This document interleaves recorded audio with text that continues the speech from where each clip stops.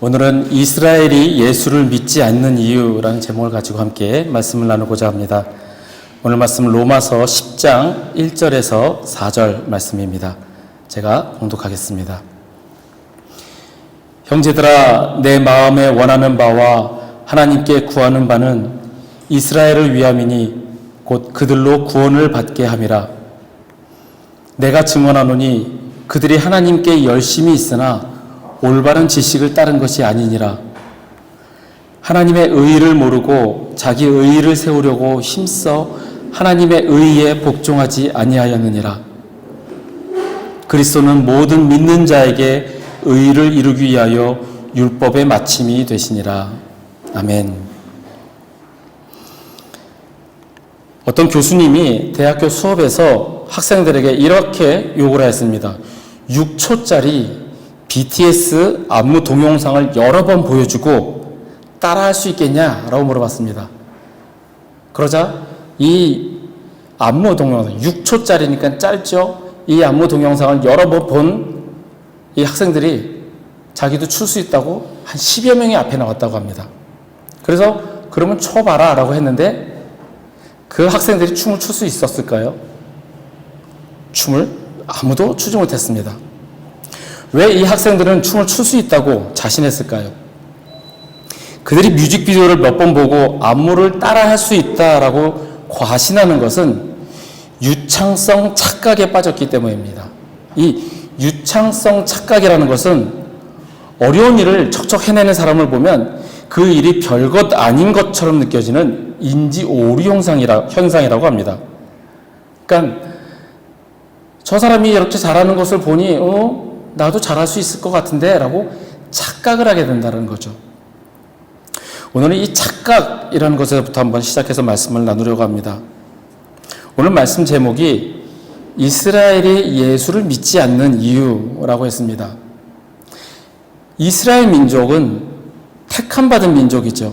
그리고 믿음의 조상 아브라함으로부터 시작해서 그들의 이름을 이스라엘, 하나님이 직접 야곱에게 이스라엘이라는 이름을 주심으로 그들은 하나님의 민족입니다. 그래서 하나님이 직접 주신 이름을 가지고 있고, 그리고 구세주 예수 그리스도가 탄생한 계보도 이스라엘입니다. 그래서 우리가 구약 성경을 보면 그냥 한편의 이스라엘의 역사처럼 보이기도 합니다. 그런데 왜 이스라엘은 예수를 믿는 데 실패했을까요? 먼저 그 답을 먼저 말씀드리면 오늘 본문에 나오는 바울의 고백처럼 하나님의 의의를 모르고 자기 의의를 주장해서 하나님의 의의를 믿지 않았기 때문입니다. 자기 의의가 대단해서 하나님의 구원 역사를 믿지 않았다라는 겁니다. 오늘 본문 말씀을 제가 메시지 성경을 한번 읽어드리겠습니다. 친구 여러분, 참으로 내가 원한 것은 이스라엘이 가장 선한 것, 곧 구원을 얻는 것입니다. 나는 온 마음으로 그것을 원하며 늘 그것을 위해 하나님께 기도드립니다. 나는 하나님에 대한 유대인의 열정이 참 대단하다는 사실을 기꺼이 인정합니다. 그러나 문제는 그들의 모든 일이 본말이 전도되어 있다는 겁니다. 모든 것을 바로 세우는 이 구원의 일은 하나님이 하시는 사업이며 그것도 대단히 번창하고 있는 사업이라는 사실을 그들은 깨닫지 못하고 있습니다. 그래서 그들은 길거리 바로 맞은편에 자신들의 구원 판매점을 차려놓고선 요란스럽게 자신들의 물건을 팔고 있습니다. 오랜 시간 동안 하나님을 하나님에 걸맞게 대해드리지 않고 자기들 멋대로 다루어온 결과 이제 그들은 더는 내놓을 곳이 없게 되었습니다. 앞서 계시는 다만 우리를 준비시키기 위한 것이었습니다. 자신을 신뢰하는 사람들을 위해 모든 것을 바로 세워주시는 메시아를 맞이할 준비입니다. 바울이 이렇게 고백을 합니다. 바울은 자신의 민족 이스라엘이 구원을 얻기를 원하고 그렇게 기도합니다. 그리고 그들의 열심이 대단하다는 것을 인정합니다. 이스라엘의 역사 속에서 그들이 늘 하나님을 배반했다가 다시 돌아오고 배반했다가 다시 돌아오기를 반복했던 그들의 역사를 그들이 알기 때문에 이제는 하나님을 내가 제대로 섬기겠다, 하나님을 향한 그의 열심이 대단하다라는 것을 바울은 인정을 합니다. 그런데 문제는 하나님이 하시는 일을 부정하고 내 의를 주장하고 나의 의로 구원받을 수 있다는 착각 속에 그들이 살아가고 있기 때문에 그들은 예수 그리스도를 믿지 않고 예수 그리스도가 하나님의 아들이심을 인정하지 않는다라는 겁니다. 이 예수님의 비유 속에서 우리는 그들의 본 모습을 알 수 있습니다. 우리는 누가복음 15장에 나오는 탕자의 비유를 잘 알고 있습니다. 지금까지 우리가 탕자의 비유를 들어왔을 때 제멋대로 방탕하게 살고자 아버지의 품을 떠났던 그 둘째 아들, 결국에는 거지가 돼서 다시 아버지 품으로 돌아왔을 때 그를 다시 아들의 지위로 올려주고 잔치를 베풀었던 그 아버지의 모습, 우리는 그것만을 생각하고 그렇게 배워왔습니다. 그러면서 어떠한 죄를 지어도 용서하시고 한없는 은혜를 부어주시는 그 하나님을 보며 감격했습니다. 그런데 이 탕자의 비유를 예수님께서 설명하실 때 이 마다들에 관해서 역시 의미심장하게 끝을 냅니다. 둘째 아들은 시작부터 무례하게 아버지에게 유산을 달라고 했고 오로지 재산만을 원했던 그런 모습이었습니다. 아버지를 사랑하는 아버지가 아닌 그저 내게 돈을 줘야 하는 그러한 대상으로만 여겼던 둘째 아들입니다. 반면에 맏아들은 동생과 같은 그런 망나니 같은 행동 없이 묵묵히 자기 일을 하며 아버지 곁에 있었습니다. 착하고 성실한 아들 같습니다. 그런데 둘째 아들이 돌아오고 나서 아버지는 그에게 제일 좋은 옷을 입히고 잔치를 벌이자 이 참고 참았던 맏아들의 분노가 쏟아져 나옵니다. 누가복음 15장 29절에서 30절 말씀입니다.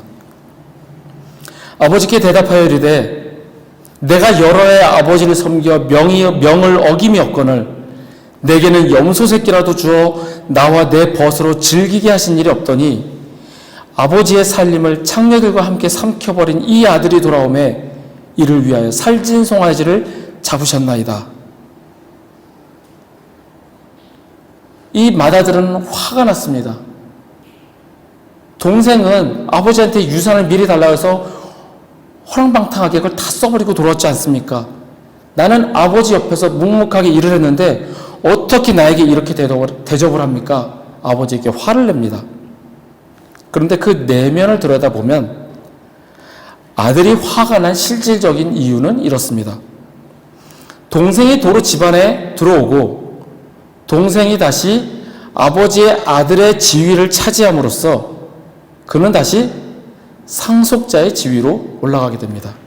그러면 이미 재산을 빼서 나가서 다 써버렸던 이 동생이 다시 돌아옴으로 말미암아 상속 지분을 갖게 되는 것이고 맏아들이 가지고 있던 상속 지분은 줄어들게 되는 겁니다.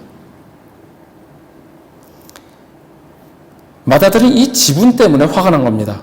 그래서 이 맏아들이 아버지께 이렇게 항변하는 겁니다. 나는 아버지의 명을 어긴 적이 없습니다. 그러니 나에게도 권리가 있습니다. 이번 동생이 이번에 돌아와서 그의 지위가 다시 회복되든지 안 되든지 그 일에 관해서 나도 말할 자격이 있습니다. 아버지 혼자서 그런 결정을 내릴 권리가 없습니다라고 주장을 합니다. 결국에는 이 맏아들은 아버지에게 무례하게 대하기까지 합니다. 당시의 문화 속에서 아랫사람이 윗사람을 부를 때는 극진히 예를 갖추어야 했고 특히 남들 앞에서는 더 예를 갖추어야 했습니다. 그런데 이 맏아들은 그렇지 않았습니다. 아버지, 존경하는 아버지 이렇게 말하지 않고 보소서 이렇게 합니다. 지금으로 말하면 이것 보세요 이렇게 얘기하는 것 같습니다. 아버지에게 어른을 공경하며 존경하며 복종했던 그 문화에서 그는 아버지에게 이거 보세요. 지금 뭐 하는 겁니까? 이렇게 얘기하는 겁니다. 무례하게 구는 그 아들에게 아버지는 잔치에 들어오라고 요청을 합니다. 자신에게 막대하고 나는 지금까지 이렇게 잘했습니다. 자신의 의의를 주장하는 맏아들에게 함께 잔치에 참여하자고 간청합니다. 예수님의 비유 말씀은 여기서 끝이 납니다. 이 맏아들이 자신의 행동을 뉘우치고 아버지의 잔치에 참여했는지 아니면 고집대로 안 들어간지 그 끝은 알 수가 없습니다. 이 비유에서 예수님께서는 둘째 아들은 세리나 창녀 같은 당시의 죄인들을 의미하고 맏아들은 바로 그 자리에서 이야기를 듣고 있던 바리새인을 의미하는 겁니다. 이스라엘을 대표하는 이 바리새인들, 그들은 자기 의로 가득 차 있는 사람들입니다. 자신들은 율법을 철저히 지키는 사람이고 그 율법을 지키기 위해서 또 다른 율법까지 만들어내서 그것까지 지켰던 철저한 율법주의자들이며 자신들은 그것을 온전히 지키는 사람으로 자부합니다. 자기 의로 가득 차 있기에 하나님의 의를 인정하지 않는, 그래서 결국에는 예수 그리스도가 필요 없는 나의 의로 구원받을 수 있다라고 생각하는 그러한 착각 속에 살아가는 사람들이 바로 지금 이스라엘 사람들이라는 겁니다.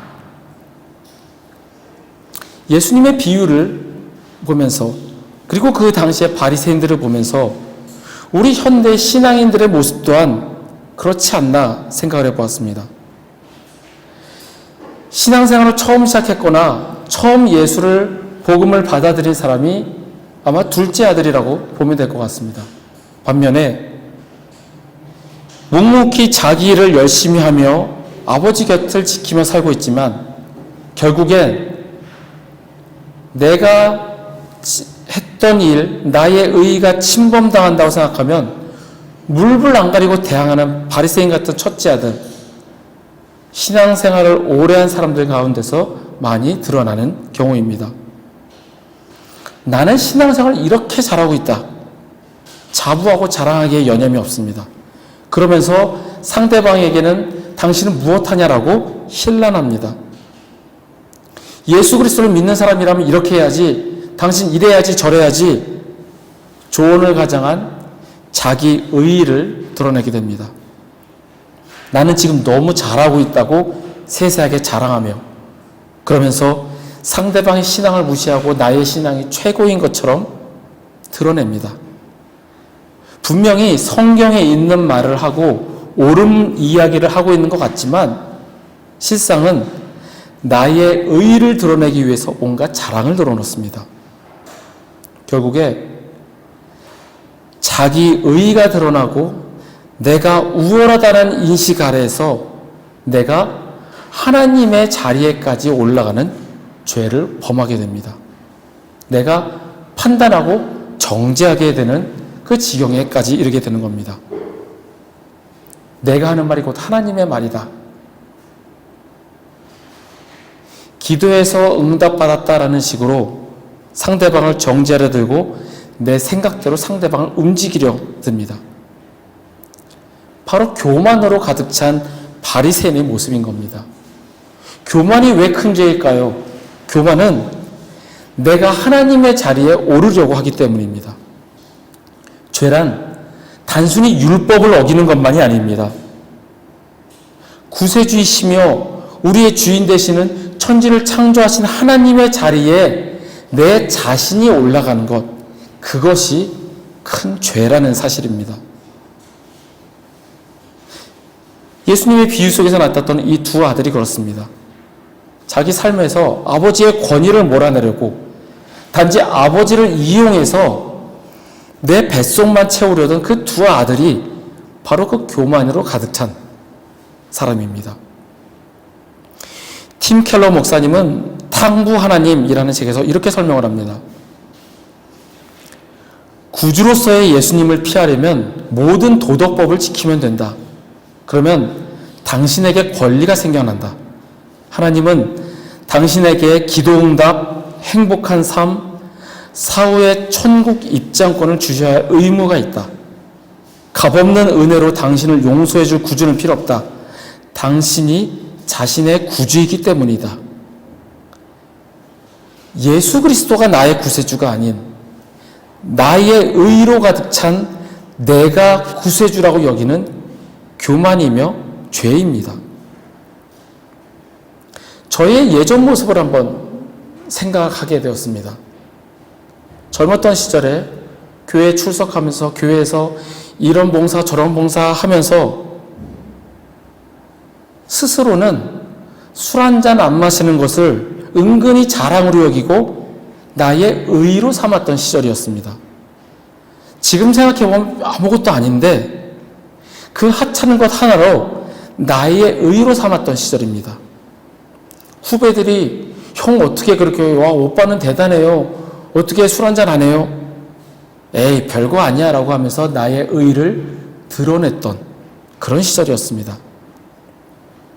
하지만 이는 바로 산산조각이 나도록 저를 깨지게 만들었습니다. 별것 없는 하찮은 것을 나의 의로 삼았던 그 교만이 무너지는 경험을 하게 됩니다. 그런 경험을 하고 나니까 나는 아무것도 아닌 것임을 깨닫기 시작을 했고, 지금도 주님께서는 저에게 내 머리를 비우고 나는 아무것도 아닌 것을 계속 깨우치십니다. 그 사실을 깨달은 순간부터 내 안에 있는 교만을 죽이기 위해서 늘 조심하려고 합니다. 1900년대 영국의 어느 신문에 세상의 문제는 무엇인가? 라는 공개 질문이 실렸습니다. 세상의 문제는 무엇일까? 그때 카톨릭 사상가인 체스터턴은 이런 짤막한 답신을 보냈다고 합니다. 담당자에게. 그 답은 바로 나입니다. 예수님의 메시지를 깨달은 사람입니다. 세상의 문제는 무엇인가? 정치가 때문입니다. 욕심 있는 누구 때문입니다. 그것이 아니라 세상의 문제는 바로 나라는 사실입니다. 하나님께서는 겸손한 자를 사랑하시고 교만한 자를 멀리 하십니다. 하나님의 은혜를 받으려면 자신에게 은혜가 필요함을 아는 것, 나의 부족함을 인정하는 것이 먼저입니다. 나의 의로 은혜 받을 만한 자격이 있다라고 여기는 자에게 하나님의 은혜는 임하지 않습니다. 나는 보잘것없고 하찮은 자이고 나같이 더럽고 주님 앞에 설 수 없는 자임에도 하나님께서는 은혜를 주십니다. 이러한 믿음이 있을 때 하나님께서 은혜를 부어주십니다. 예수님께서는 누가복음 18장의 또 다른 비유 속에서 두 사람을 비교합니다. 토색, 불의, 간음을 하지 않고 일주일에 2번씩 금식하고 11조를 드립니다 라고 자랑스럽게 큰 소리로 기도하는 바리새인, 그리고 멀리 서서 눈을 들어 하늘을 쳐다보지도 못하고 가슴을 치며 하나님이여 불쌍히 여기소서 나는 죄인이로소이다 부르짖는 세리, 이 두 사람을 비교하시며 이 둘에 대해서 예수님께서는 이렇게 평가하십니다. 내가 너희에게 이르노니 이에 저 바리새인이 아니고 이 사람이 의롭다 하심을 받고 그의 집으로 내려갔느니라. 무릇 자기를 높이는 자는 낮아지고 자기를 낮추는 자는 높아지리라 하시니라. 자기 의의를 드러냈던 바리새인. 이스라엘은 예수 그리스도를 믿지 않습니다. 나의 의의로 가득 차 있기에 나의 의의로 구원받을 수 있다고 여기기 때문입니다. 혹시나 그러한 교만이 나에게 있지는 않는지, 나의 의의로 가득 찬 바리새인 같은 모습이 나에게 있지는 않은지 한번 살펴보기를 바랍니다. 시편 138편 6절의 말씀을 우리 세번역 성경으로 함께 읽고 말씀을 마치겠습니다. 함께 읽겠습니다. 시작. 주님께서는 높은 분이시지만 낮은 자를 굽어보시며 멀리서도 오만한 자를 다 알아보십니다. 주님께서는 겸손한 자를 돌보시고 교만한 자를 멀리하십니다.